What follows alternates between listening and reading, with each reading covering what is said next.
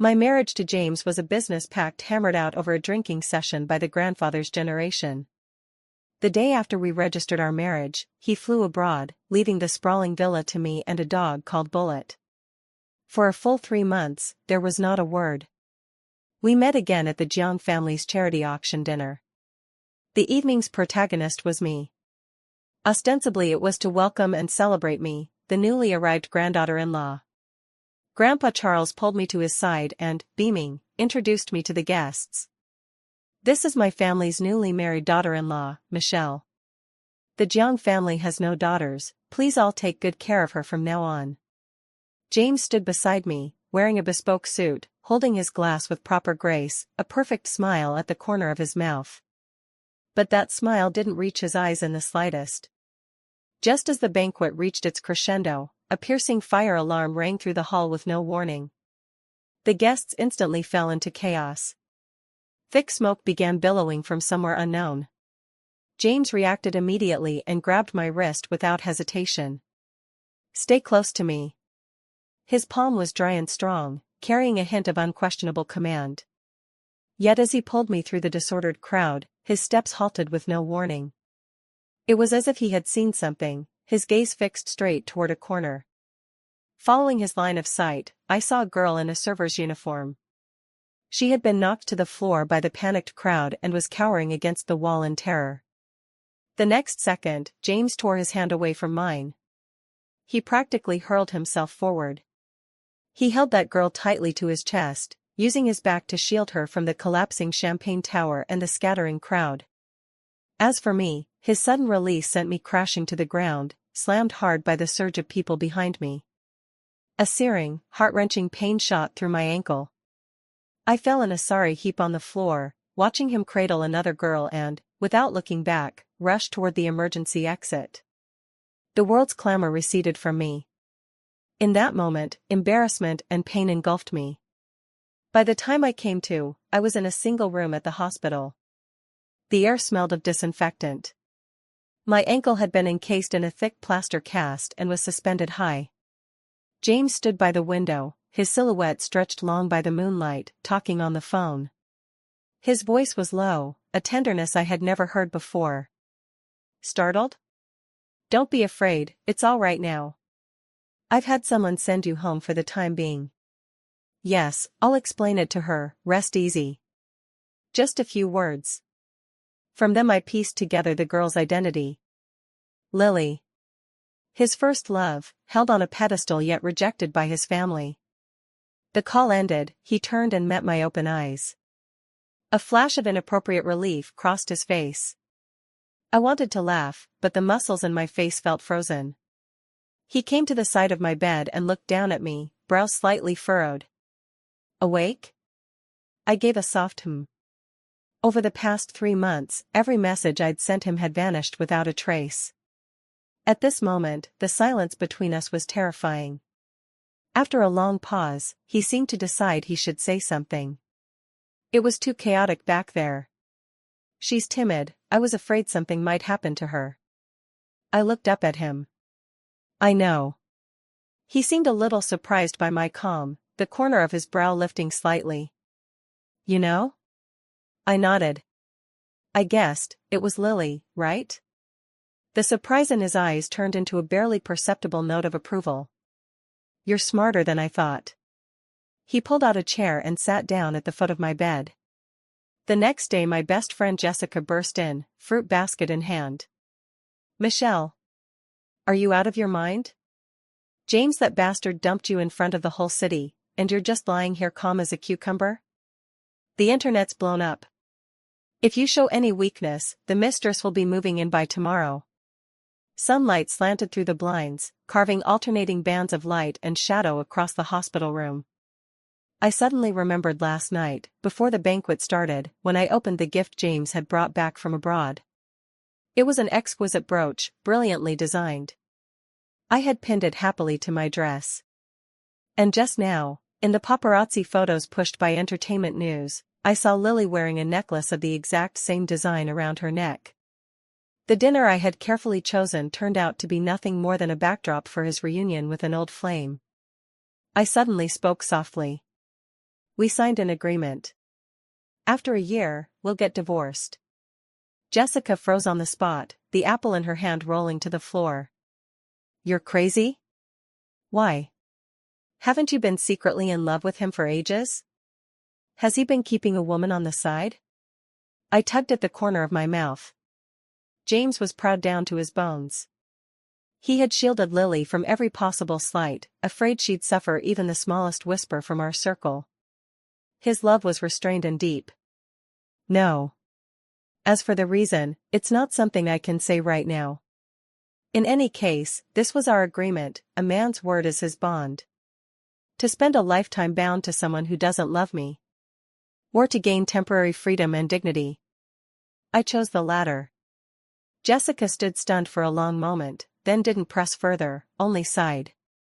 But you've been talking about him since that summer when you were 15. I closed my eyes. Yes, so what? 15, on that seaside town, I was cornered in an alley by a few thugs. It was him, a cool young man in a white shirt, as if he had fallen from the sky, who handled the trouble in a few swift moves.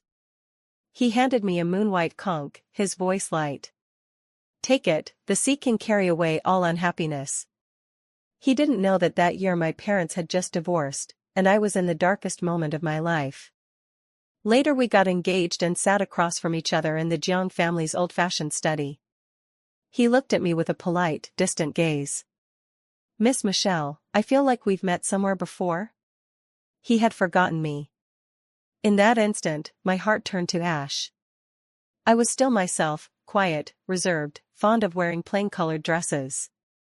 The only difference was perhaps the adult-appropriate makeup on my face. Not remembering is simply not remembering. The memories I cherished were, to him, nothing more than a casual convenience. He was kind by nature, not kind only to me. So I merely smiled, feigning magnanimity. Mr. James must be mistaken, right? This is our first time meeting today. At his words, James relaxed his brow. He said softly, perhaps. The day I was discharged, James came to pick me up in person. The ward was piled with gifts from visitors. He said nothing, methodically tidied them up, and went to settle all the bills. The elevator down was packed with people. He stood at my side, using his arm to carve out a small safe space, holding me close. He was always like that, graceful, impeccable. Stepping out of the hospital lobby, I sincerely said thank you to him. James's pace faltered. Between husband and wife, no need to be so polite. He stopped halfway through his sentence. His gaze passed over me and fell on the pharmacy entrance not far away. I followed his line of sight. Lily was standing there. She wore faded jeans, carrying several medicine bags, and was helping a middle-aged woman, struggling forward with difficulty. I noticed that the woman's one leg was unsteady, her steps faltering. I withdrew my eyes and looked back at James. He had already let go of the hand that had been holding mine. He walked fast, I limped after him, and from somewhere I found the courage to, as if pushed by a ghost, ask, "Aren't you going to help her?" "I can take a taxi home myself." James's back stiffened suddenly. He turned, lowered his eyes to look at me, his expression as indifferent as a sheet of ice. "No need." I stood there stunned, then heard his voice again, carrying a chill of warning. "Michelle. I told you about me and her to avoid unnecessary trouble. But that doesn't mean you can casually judge or even meddle in our affairs. Don't forget your place." People came and went at the hospital entrance. I hung my head in embarrassment. "Oh. Sorry, that was me being nosy." He treasured Lily so much that he naturally didn't want others to see her humiliation, to look down on her. After that day, I never mentioned Lily again. James didn't either. But I knew he had never stopped caring about her. Occasionally I would hear him on the phone in his study, using a tone that brooked no refusal, instructing his assistant to take care of things. I knew he had pulled strings to secure Lily a spot as an exchange student at a prestigious school. So as not to wound her pride, he went through 7 or 8 convoluted steps, disguising it as a school scholarship program. His painstaking efforts could rival a spy thriller. There are many similar incidents. Over time, I even felt that if they ultimately didn't end up together, it would be an affront to justice. My relationship with James remained lukewarm. The sliver of guilt he felt toward me that night of the fire was thoroughly worn away by an ill-timed remark of mine. It would be 3 months before the ice between us finally broke. Of course, it was still because of Lily. Her brother had been gambling, owed a huge sum, and was being pursued by loan sharks. That day James happened to be out of town for an all-day, closed-door emergency meeting, his phone switched off. Desperate and out of options, Lily actually came to the Jiang family mansion. At the time, Grandfather Charles was leading me over to look at a newly acquired chessboard and teaching me the openings. When the knock came, my heart jumped for no reason. I stopped the butler who was about to open the door and went myself. When the door opened, it was Lily's face, written all over with panic and helplessness. She froze when she saw me, then bit her lip. "I'm looking for James." I hadn't had a chance to speak. Grandfather Charles's authoritative voice came from behind me. "Michelle, who's that? Sounds like she's looking for James." My chest tightened. I turned and gave Grandfather a reassuring smile, then casually took Lily by the arm. "Grandpa, she's a college classmate of mine. Her family had an emergency and came to ask me for help." Grandpa Charles's scrutinizing gaze swept once around us before he finally nodded. "Go on, let old Juan drive you." I said okay, then grabbed Lily, who was still dazed, and hurried out of the Jiang residence. I didn't take the driver. Instead, I drove the most low-key Phaeton James kept in the garage. At first Lily refused to get in. "When exactly is James coming back?" she asked. It was easy to tell that ever since James and I got married, she had the backbone to cut off contact. The last dinner was probably an accident. I wound down the car window, my face cooling a few degrees. "He can't come back. You're looking for him, it must be urgent." "If he could handle it, so can I. Get in the car, I'll help you." "If you don't get in, figure it out yourself." Lily stared at me hard. A few seconds later she opened the door and climbed in. She gave me an address, an old district where snakes and dragons mixed. I didn't waste words and drove straight there. When we arrived, I didn't get out. I called my father's personal assistant. In less than half an hour, a few menacing debt collectors were politely escorted away by several men in black suits. Clean and efficient. Once everything was taken care of, I was about to drive away when I looked up and saw James. He must have received the news as soon as the meeting ended and come straight over. The man was dusty and weary from travel, half crouched as he gently soothed the person closest to his heart. He took off his coat and draped it over Lily's shoulders. In a low voice he said to her, "Don't be afraid, I've got you." Lily clung to the hem of his coat, crying so her tears blurred her features like pear blossoms in rain. I thought to myself that there was no longer any need for me to exist here. I drove home, washed up, lay down in bed, and only then sent James a message to report what had just been resolved.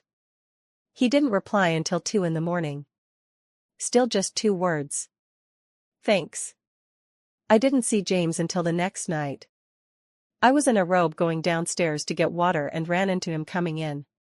He paused when he saw me, a complex look in his eyes. "I didn't ask about Lily." He spoke up first. "About her brother, thank you." After saying that he looked up and added, "She asked me to tell you that she didn't do it on purpose at the last banquet. She was called in last minute to cover a shift and didn't know it was the Jiang family's event." I was somewhat surprised.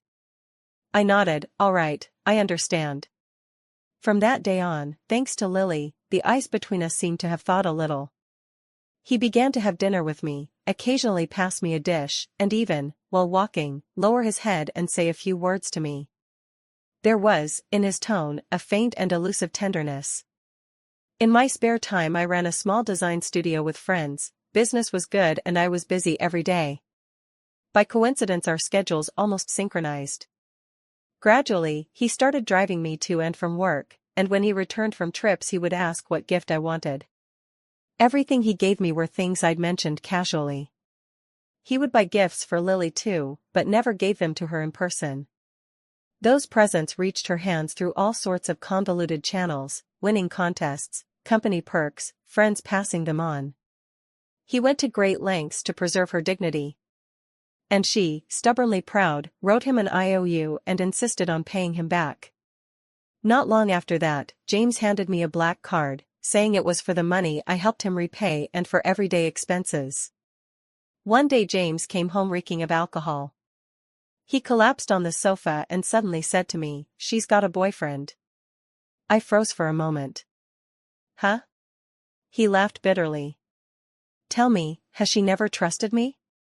Didn't trust that I could break free from the Jiang family's control, get a divorce on schedule, and then marry her openly and properly. I know James's situation. His parents died early, he grew up by his grandfather's side. On the surface he's the legitimate eldest grandson, but there's an ambitious cousin, Michael. The uncles and elders are all eyeing him, each wanting to swallow up the juicy piece that is the Jiang group.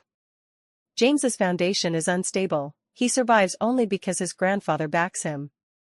And I, a daughter of the Shin family, am the strongest external ally Grandpa Charles found for him.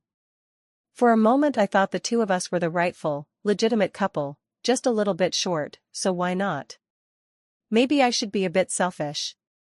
Give it a year, maybe he'd fall in love with me. But the thought flashed only briefly. I had loved James for 10 years. I wanted him to be happy more than anyone. So I said, "I trust you." He jerked his head up and looked at me, a tide of complicated emotions rolling in his eyes, and finally he laughed softly. He closed his eyes, his words half drunk, half dreaming. "Michelle, why did you marry me?" After that day, he became even busier, as if racing against time. James treated me well, and I repaid him in kind, helping him with the everyday matters. My cooking was passable, and he always cleaned his plate. I found the villa too bare, so I began to fill it little by little. From dolls and rugs to the study's diffuser and the painting in the living room. At first he would frown, "You really know how to make a fuss." Later, when I was curled up on the sofa watching a movie, he would quietly sit down beside me and watch it through with me. He gradually learned my tastes. He knew that although I appeared calm, I actually liked lively scenes and fireworks. He knew I didn't like spicy food and preferred sweets. But that was all. Lily's romances changed quickly, none of them lasted long. One of her boyfriends was from Michael's circle. Somehow word of James and Lily's past got around, and he actually tried to raise investment under the pretense of being James's future brother-in-law. In the end he lost everything. The investors directly made a scene at the Jiang Group building. I ended up stepping in and, using the Shin family's connections, got the matter put to rest. After James came back, he sat in the living room all night. Early the next morning he knocked on my door and handed me a cup of warm milk. "Get some rest early."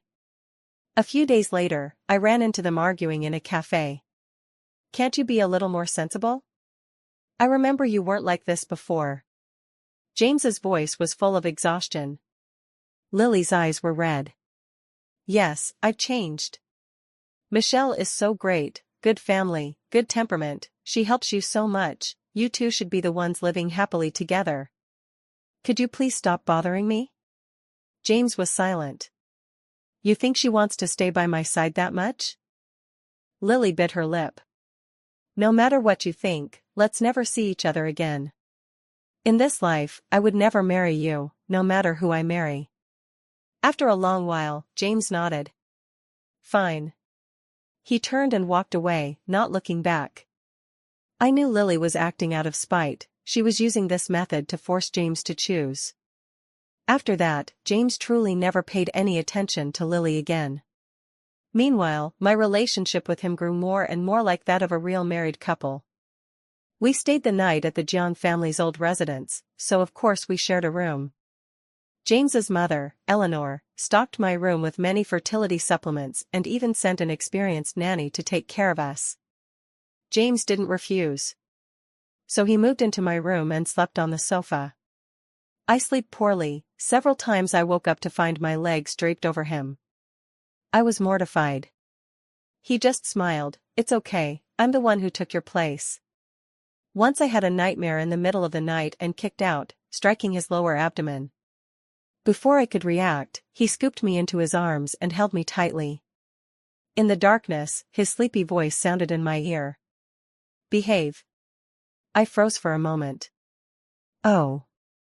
Nearly a year into our marriage, Michael's wife gave birth to a son. At the full-month celebration, Grandpa Charles was so delighted he gave the newborn 3% of the company. At the same time, an overseas project James was overseeing ran into a sudden crisis, and the board temporarily suspended him. At the banquet, James held a glass and wore a smile, but I could tell he was hurting inside. I reached out to pat his back. Instead he turned my hand over and gripped it, the force strong, holding me fast in his palm. Our fingers intertwined, his palm burning hot. That night, it was him who held my hand as we walked out of the Jian family gate. I let out a sigh inside. The next day, I went back to the Shin household. This was the second time I pleaded with my father. The first time was when I insisted on marrying James. My father had said then, "That kid has someone else on his mind, don't be foolish." I didn't listen. Now, I wanted my dad to help James get through his troubles. He looked at me, brow furrowed. "Is he really that good to you?" I put on a defiant tone, "Yes, he's very good to me." My father waved his hand. "Go back." The Shin family had great influence, and before long James's crisis was resolved. When I heard, I rushed home at once. I had a bit of a cold when I left in the morning, he remembered and said he'd make me soup that evening. I opened the door to find him coming out of the kitchen carrying a steaming bowl. I ran up to him and, like someone presenting a treasure, waved the news on my phone. "Happy?" He looked at me, his gaze gentle, and reached out to ruffle my hair. Years later I learned that crisis had been a trap he himself had set, designed to ensnare Michael, and my help had nearly derailed his entire plan. The next day we'd agreed to go to a newly opened restaurant to celebrate. I waited until the restaurant closed, but James never showed. His phone was off, and his assistant couldn't be reached. I dragged my tired body back home, pushed open the door, and saw the one person I least wanted to see. Lily. Her hair was slightly damp, and she was wearing James's oversized white shirt, the hem of it barely covering her thighs. In that instant, the blood in my veins ran cold. I finally understood, what am I, really? His moods, his joys and sorrows, his plans for the future, they have never had anything to do with me. James was asleep on the couch. I walked over, the thin blanket on him slipped to the floor. I bent down to pick it up, but Lily stepped in first, took the blanket from my hand, and gently covered him. In his sleep, James grabbed her wrist. His voice was muffled. "Don't go." Lily turned back and gave me a smile that was both provocative and innocent. It suddenly started pouring outside and I didn't bring an umbrella. James happened to be passing by and took me home. "Don't get the wrong idea." I said, "Oh. Then take good care of him." I went upstairs, threw myself onto the bed, and just wanted to sleep until the world went dark. Hurry up and get the divorce. I don't want Michelle's identity anymore. The next day when I woke up, James was standing at the bedside. His eyes were rimmed with red, his voice hoarse. "Michelle. You've got quite the heart. Another woman slept in your house and you could sleep so soundly?"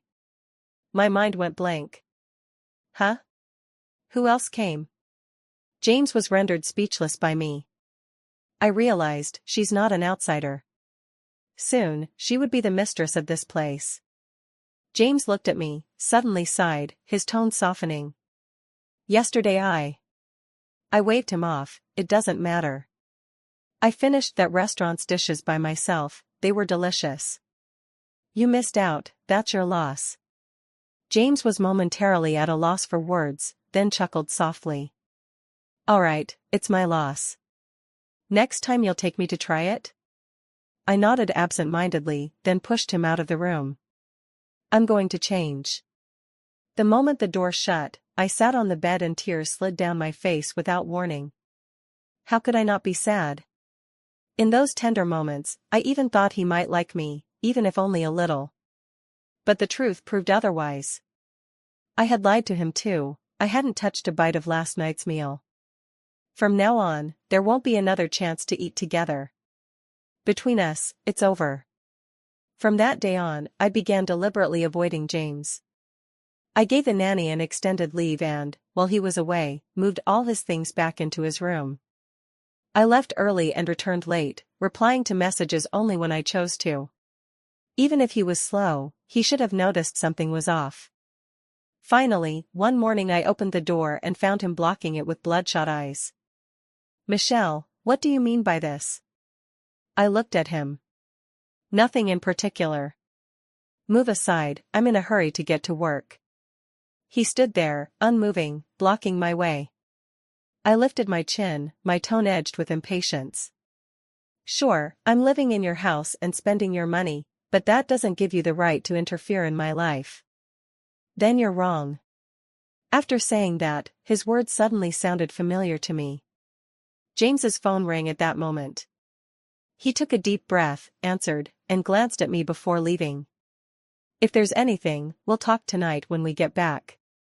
I didn't take it to heart and went straight to the office. That night I didn't go home. It wasn't to avoid him. The studio had an important collaboration in Milan and I had to fly there in person. By the time the plane landed it was already late at night. I turned my phone on to find dozens of missed calls, all from James. The latest messages were "Where are you? I'll come pick you up." I thought for a moment, then replied. "On a business trip to Milan, don't miss me." He answered instantly, as if a great weight had been lifted. "Okay, wait for me." I stayed in Milan for a month. On the day I returned, James and Lily were photographed being intimate in a bar, and the photos exploded across the internet. Everyone knew he was married. When the photos surfaced, public outrage ensued. Only then did I learn from the news that grandfather Charles had fallen gravely ill and been hospitalized, and that during this period James had, with thunderous measures, completely eliminated Michael and all opposing forces within the company, formally taking control of the Jiang Group. And of all times, a sex scandal broke. I had just gotten off the plane when reporters who'd heard rushed over and surrounded me. "Ms. Michelle, how do you feel about your husband having an affair during your marriage?" What could I say? Wish them a long and happy life? But I couldn't say that. I forced a proper smile at the camera. "The girl you're talking about is a friend of mine. They met to talk about some old matters, and I was aware of it. I know my husband, what kind of man he is, better than anyone. I trust him." After speaking, I pushed through the crowd and walked away briskly. Exiting the airport, the late autumn wind whipped up fallen leaves. Only then did I realize we had been married for almost a year. After a while, James called. His voice was weary. "I saw the press conference," he said. I made an O sound and asked casually, "How could you be so careless, getting photographed just having a meal?" James was silent for a moment. "She waited for me downstairs at the office building," he said. "Said she wanted to pay me back, to have one last talk." I watched the streets outside the car window whiz by. Honestly, I didn't care what he explained anymore. "Congratulations, then, your wish came true. You and Lily in that photo look more fitting than our marriage certificate. On the day we registered, the photographer told you to smile, and you couldn't bring yourself to. James, our agreement has expired. Find a time and go get the divorce papers. When we announce it is up to you." "I can wait." Only the sound of a lighter flicking remained over there. After a long while, his muffled voice came through. "You insist on telling me this right now?" "Yes." His breath hitched. "We'll talk about it later." James began avoiding me with busyness. I simply moved into the hospital to focus on caring for Grandpa Charles. His health gradually improved, and when he was in good spirits he would pull me close and talk. "My grandson, he's too stubborn. Luckily you're by his side, now I can rest easy." I pressed my lips together, not daring to reply. Grandpa Charles, however, laughed. He hasn't gone to see that girl in a long time, has he? I was stunned. Grandpa, you. Grandpa Charles snorted. He thinks he's hiding it perfectly, but I've known for a long time. That girl has too much pride and a fickle nature. If she follows James, trouble is bound to come. I felt bewildered. It turned out everything was under the old man's control. I took a deep breath and decided not to hide it any longer. Grandpa, James, and I, we're planning to. Grandpa Charles cut me off. I know you're hurt. But feelings can be cultivated. Wait a little longer, he'll come to see how good you are. Besides, haven't you liked him for many years? I shot my head up. He patted my hand. When James was in high school, I went to see him. You went to his house every day, using the excuse of returning notes, but really wanting to look at him a little longer. Later your father brought you to visit, and I recognized you at once, silly girl. In that moment, I burst into tears, utterly unguarded. Grandpa. So that's how it was. No wonder he had insisted against everyone's objections to make this marriage happen. I wiped my eyes and stepped out of the ward. When I looked up, James was standing in the doorway. I don't know how long he'd been standing there, how much he'd heard. He simply lowered his head and looked at me, his gaze deep. After a long moment, he reached out and gently wiped the moisture from the corner of my eye with his fingertip, then sighed. What do you want for dinner tonight? After Grandpa Charles was discharged, James took complete control of the company. Just as he had promised back then, no one could influence his decisions anymore. I took some time to go home and formally told my elders about the divorce. The two elder Jiang family members were silent for a long while, then finally nodded. Child, as long as you've made up your mind, we support you. My father wore an expression of I knew it all along. Good riddance, Dad will support you for life. It took me a whole day to clear out my things from the villa. When James came back I was moving the last box. He stood in the doorway, staring at me, asking something he already knew. What are you doing? I straightened up. Fulfilling the agreement. You already won, we can get a divorce. James took a deep breath. What if I don't want a divorce? I looked at him as if I'd just heard the funniest joke. Why? Marrying Lily hasn't always been your dream? He smiled, but the smile didn't reach his eyes. Michelle, people can change. Yes, I tilted my head back and looked him squarely in the face, so why do you think I won't change? You heard what was said outside the ward, didn't you? I admit I used to like you. But now, you've worn all my liking away. His expression stiffened slightly. Have I been bad to you? You've been good to me. But your goodness is built on guilt and compensation. The more good you show me, the greedier I become, and the greedier I get, the greater my disappointment. I walked toward him step by step. James, are you really only now realizing that I like you? His face went pale. I went on. You're so clever, you must have noticed long ago, right? That's why you dared to be so shamelessly kind to her in front of me, fixing her problems, giving her gifts, even letting her sleep in our house.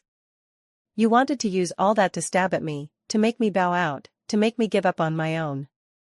Well, now I've done as you wished. You started this play, why should you get to decide when it ends? He had no answer, shame unlike anything he'd shown before tinted his face. I placed a brooch in the palm of his hand. This is the gift you gave me, I'm returning it to you now. This past year, you've helped me and I've helped you. James, we're even. After that, James came to see me a few more times. I turned him away each time. I have nothing to say to you except about the divorce. The last time, he finally gave in. Is this the only way you'll let go? Actually, I had let go long ago. Still, I nodded along with him. Yes. He closed his eyes, and when he opened them again, there was a dead calm in his gaze. Fine. He was generous, the compensation in the divorce settlement he gave me was more than he'd originally promised. Long after that, I ran into Lily by chance. She looked much more haggard, and when she saw me, she froze. I spoke first. "You don't look well."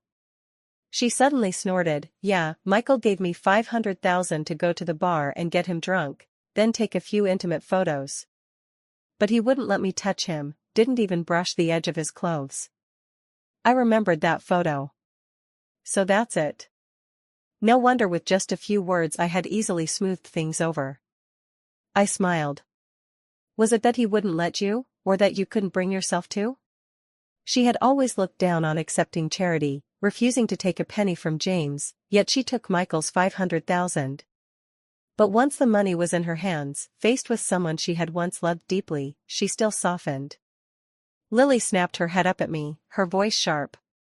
"What about you? He never intended to spend his life with you from the start, and you still helped clear his name." I said, "Because he truly deserves it. Even though our relationship was full of misunderstandings and tugging, I will always remember. In that darkest summer, there was a boy who once handed me a seashell. He said the sea could carry away all unhappiness. Now he has reclaimed his sea, and I should have my own stars."